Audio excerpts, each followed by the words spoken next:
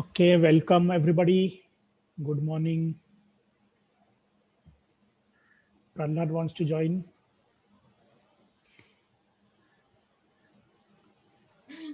Yes.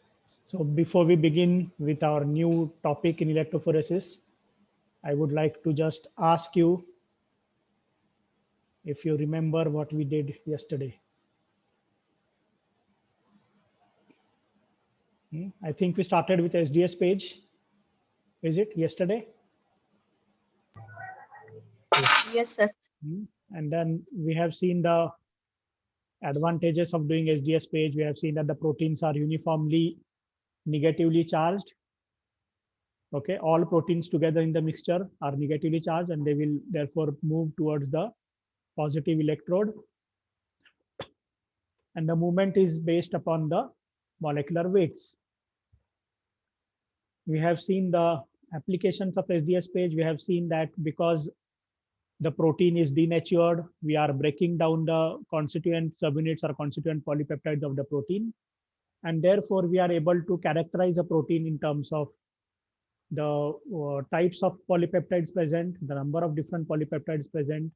Okay, we can find out the molecular weight of the polypeptides, each polypeptide, right? And then if we can get the information from native electrophoresis, the native page and SDS page together can give you a lot of information about the protein. Okay, then we have seen about an interesting technique called isotachophoresis, whereby we use two types of gels. One is the stacking gel and the other gel is the dissolving gel. The two gels differ in the concentrations of polyacrylamide, and they also differ in terms of the pH. Okay, and that is the reason why the proteins initially form a stack, okay, at the junction of the stacking gel and the dissolving gel. And then once they enter the resolving gel, then the proteins are free to separate on the basis of their own molecular weights. Okay. The advantage here is that the glycinate ions are the trailing ions, which do not allow the proteins to move back. And the chloride ions also keep the proteins restricted to a small zone, okay, very sharp zone. And that is why the bands that we get in isotachophoresis are very, very sharp, okay. And that helps us in the quantitative measurements, right?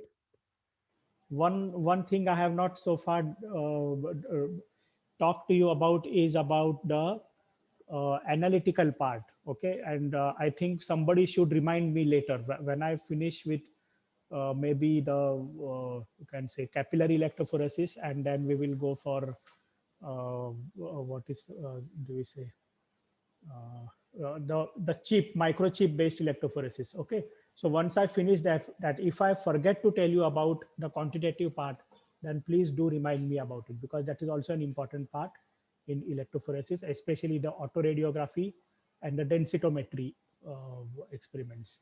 Okay.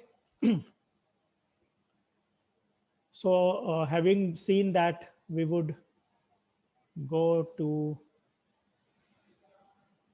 I think I had given you some assignments also. Two assignments I had given you. Okay.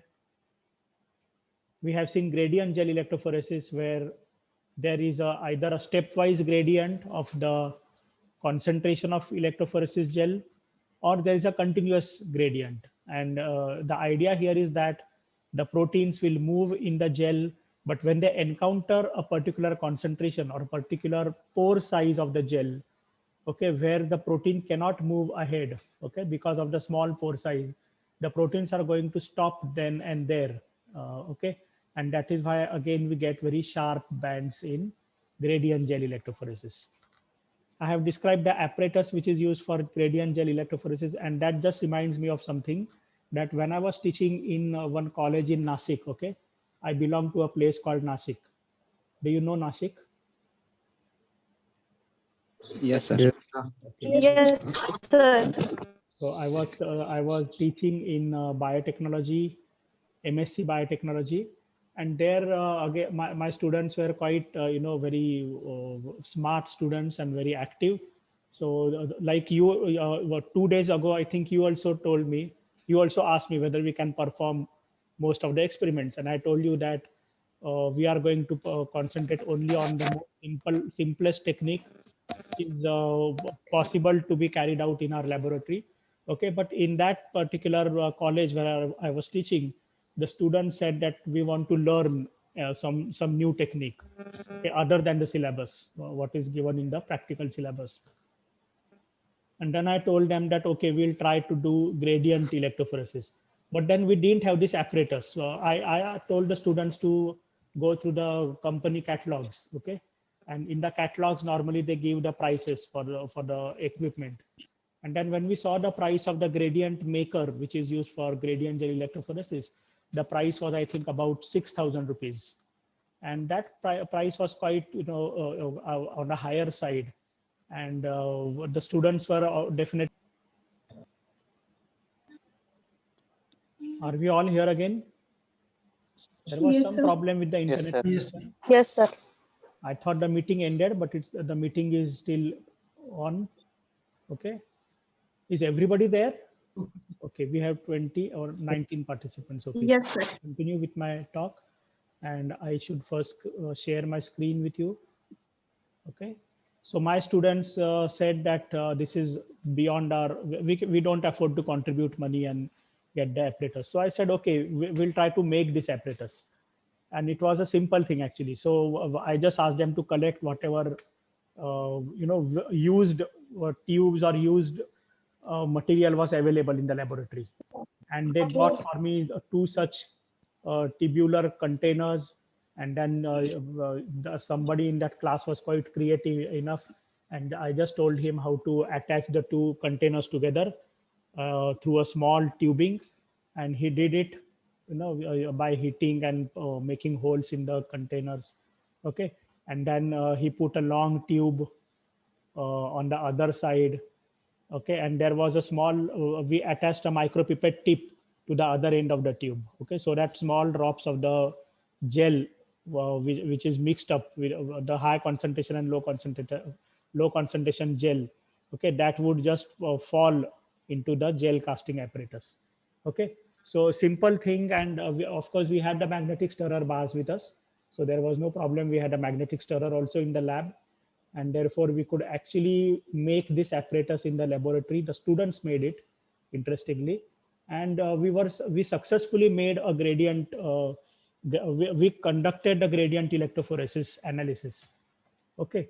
And we had the protein samples which were run, and the students could actually compare the gradient electrophoresis with the normal electrophoresis, and they really appreciated the fact that very sharp bands were obtained in the gradient electrophoresis. Okay.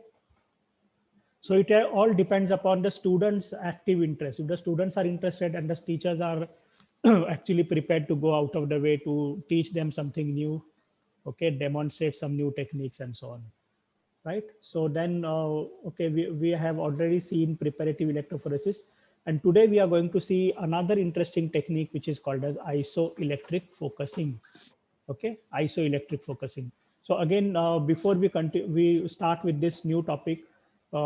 This is my suggestion to all of you, that whenever there is a technical term, you should try to understand the meaning of the term, and that will help you to remember the things very well. Okay. So when I say isoelectric, so iso means, what is the meaning of iso?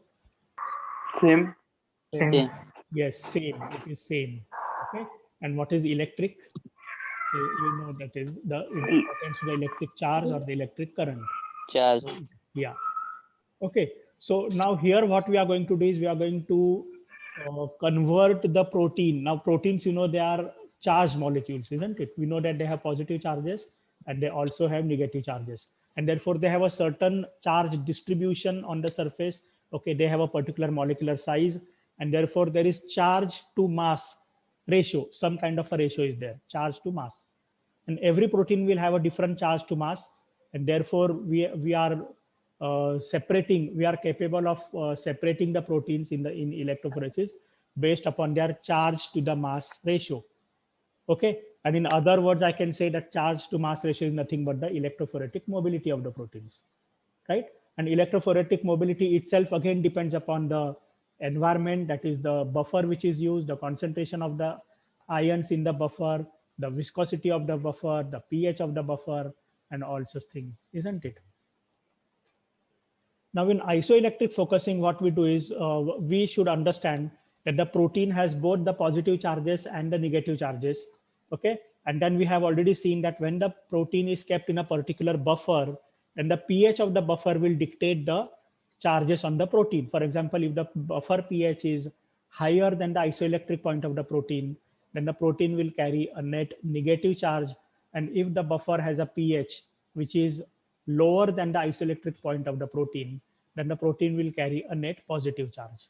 Okay. Now the question is it possible to have a particular pH at which the protein will carry neither a net positive charge or neither not nor a net positive charge? Okay. So no net negative and no net positive charge. That is, electrically the protein is going to behave as a neutral molecule, and that is quite possible, isn't it?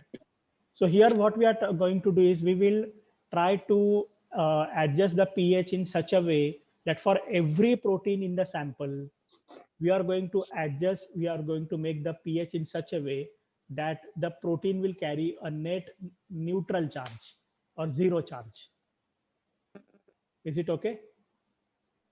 And that is why we are calling it as isoelectric. Isoelectric means all the proteins will be made to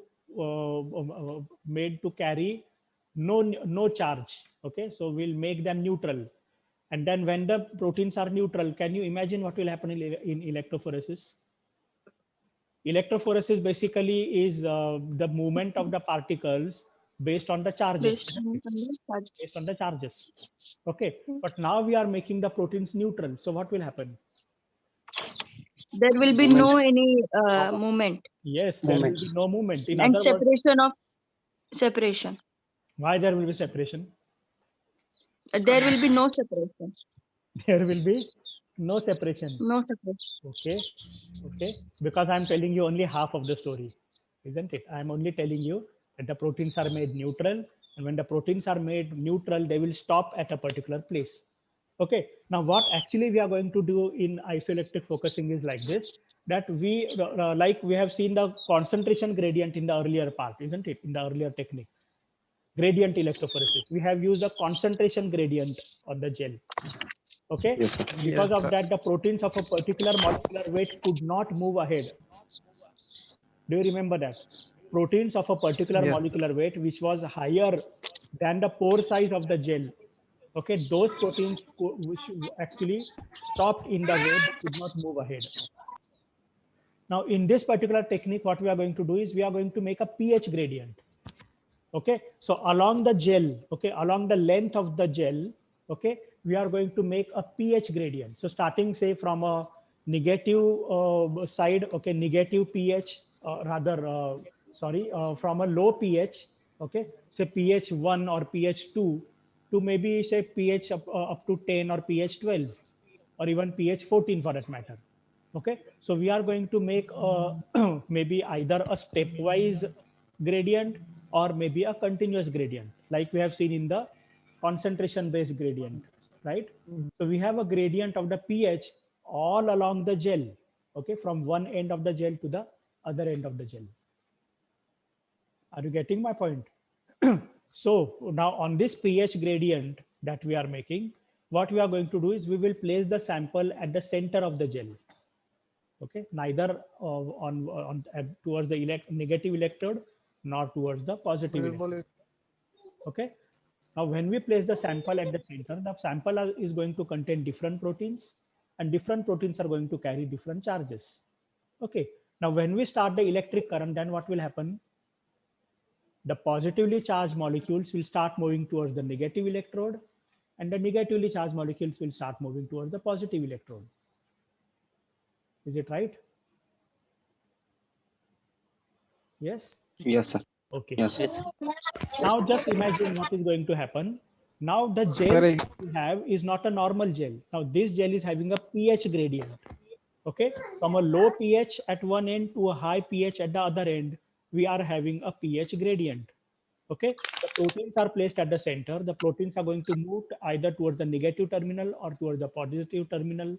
Okay, And during the movement of the proteins are going to encounter a certain pH, right? Because we have different Yes. pH values along the gel. Okay, so proteins while during their movement, they are going to encounter different pH values along the gel. So when the proteins encounter a certain pH, now this is like the same situation where we are putting the protein molecule in a certain buffer. The buffer has a particular pH, and because of that pH, the protein will carry a certain charge, because the protein is going to ionize, isn't it? At a certain pH value, the proteins are going to ionize. And because of the ionization phenomenon, the proteins are going to carry some charges. Okay, so now these proteins which are moving along the gel on both the sides, when they encounter a different pH, okay, they are going to ionize. Okay, and as they ionize, when the particular protein, say protein X, okay, protein X encounters a certain pH, say pH 5. Now, if that particular pH is the isoelectric point of the protein, what is isoelectric point of a protein? It is the point, or it is the pH at which the protein will carry net neutral charge, okay, or net zero charge, because of its ionization. Okay, so either the carboxyl groups are going to get ionized, or the amino groups are going to get ionized, or both the groups are going to get ionized, depending upon the pH.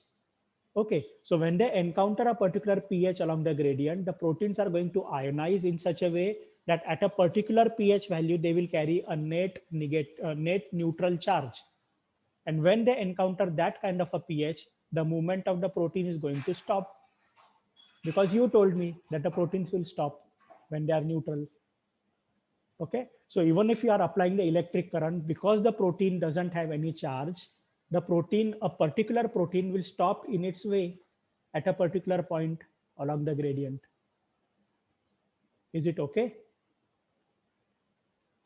Yes, sir. Yes. Okay, who has not understood this?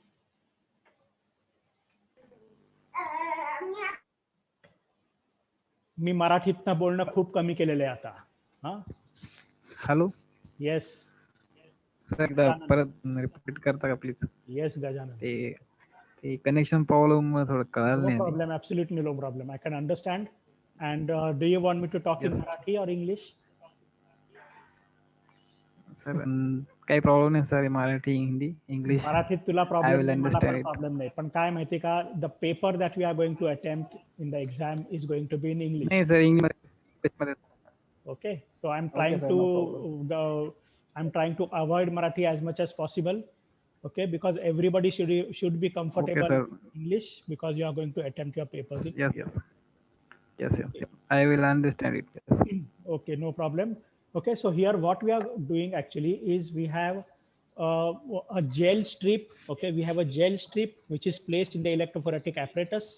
Okay, the strip is connected to the two electrodes, negative electrode and the positive electrode. Okay, the gel on this strip is now is such that it has a pH gradient from a low pH on one side to a high pH on the other side. Okay, for example, just as an example, I'm saying that we have a pH gradient of pH 2 to pH 10. Okay, and now what we do is, on this strip of the gel, we are putting the sample at the center. Okay, when we start the electrophoretic machine, when we start electrophoresis, what will happen? The proteins which are at the center, there is a mixture of proteins. There are different proteins. Each protein will have a different charge distribution. It has a different charge to the mass ratio.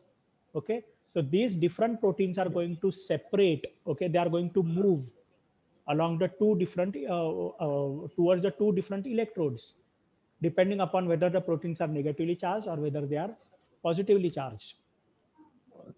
Is it okay, Gajanan? Yes, sir. Okay. Yes. Now what happens is, there is a gradient of pH on the gel. So as the proteins during their movement, they encounter a particular pH which is equal to the isoelectric point of the particular protein. Okay, isoelectric point means the pH is such that at that pH the protein will not carry a positive charge, nor will it carry a negative charge. Okay, it will be net neutral molecule. Okay, Do you know that the amino acids Okay, sir.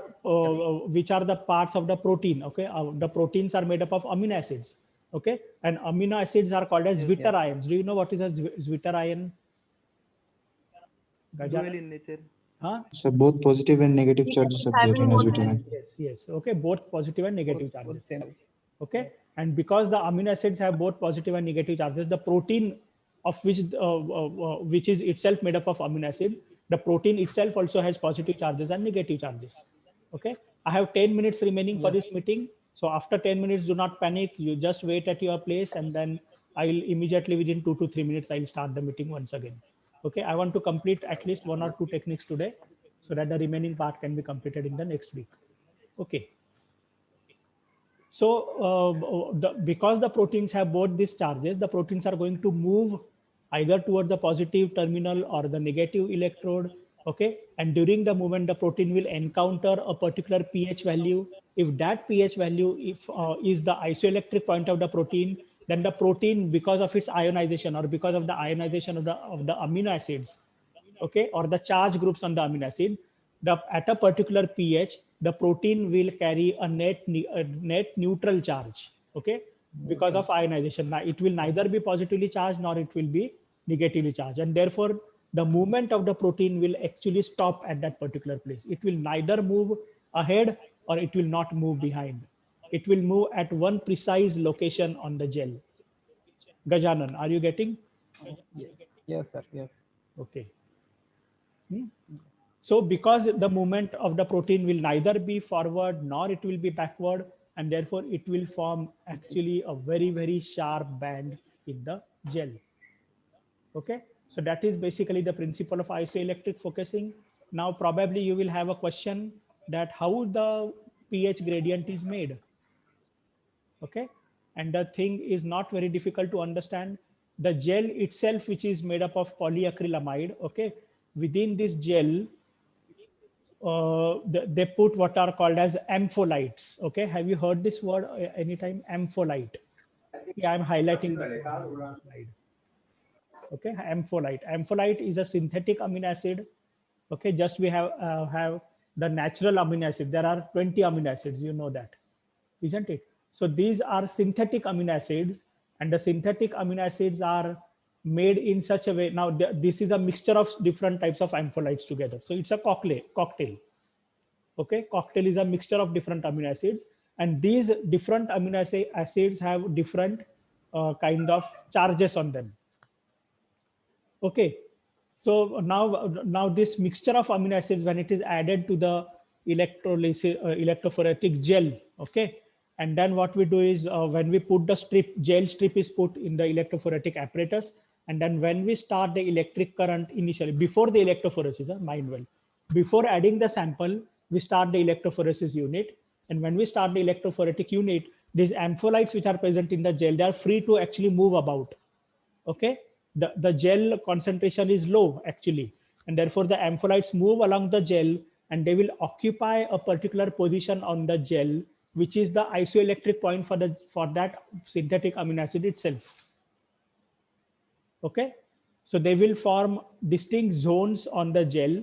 Okay, and the position of the ampholite, okay, that they acquire on the gel itself results in what is called as a pH gradient, because the ampholite will have their own charge, isn't it, either positively charged or negatively charged, and that is why they form a pH gradient on the gel. Okay, have you understood? Yes, sir. Okay, so now these I have written here: BioLite, Pharmalite. So these are the company names or the names of the name of the product. Okay, the mixture of amino acid which is made by a particular company. Okay, Pharmacia is a company. Have you heard the name of this company anytime? Pharmacia. It is a multinational No, sir. company. Okay, so the ampholites which are made, or ampholite mixture which is made by this company Pharmacia, is called as Pharmalite. Okay, then there is another company by the name Biorad. Have you heard the name Biorad? Yes, sir. So this company also makes ampholites, and these ampholites are called by the name BioLite. Okay, so the name here LYTE light actually stands for the ampholites. Okay, and the initial part, the prefix part of the word bio or pharma, that is the company name. Is it okay? So in an electric field, the ampholites occupy different positions in the gel from the anode to the cathode, depending on their own charges. And because of this, we get what is called as the pH gradient. Okay. So I have highlighted this in red color. Okay. These ampholites are producing a pH gradient. Okay. So once the pH gradient is made on the gel, then we stop the current. Okay. And then we add the sample at the center of these gels. After adding the sample, then we again start the current, and this time it is for carrying out the electrophoresis. Is it okay?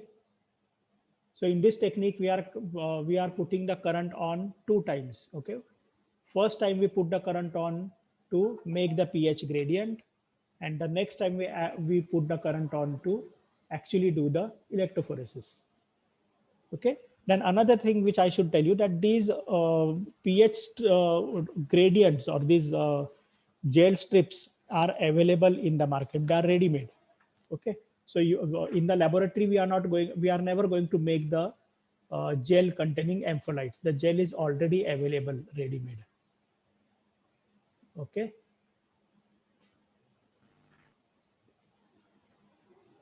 can anybody see the recording button whether it is on? I do not see here. Yes, sir. Yes, sir. Yes, sir. It's on. Okay, okay. Yeah, this is essential because sometimes there may be a problem. Some of the students cannot follow the lecture properly due to their own internet problems or something. And therefore, what I have decided is when we physically meet, and if you want to listen to the lectures once again, then I can put on the recordings for you. Is it okay? So the recordings will be made available to you. Then on the next slide, you can actually see the schematic diagram where I have shown that on this left-hand strip, the sample is applied at the center. Okay. And this particular strip itself has a pH gradient. Can you see here? pH 3, 4, 5, 6, 7, 8, 9, and 10. So there is a pH gradient. माझा आवाज double येतोय का? Oh, sir. But can you hear me clearly? Yes, sir. Okay. Sir.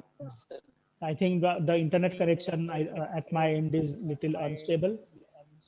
So we are adding the sample at the center. There's a pH gradient on the strip. And then when we start the electric current, then the negatively charged proteins will move towards the anode, which is positively charged or positive electrode. And the positively charged proteins will move towards the negative electrode, that is the cathode.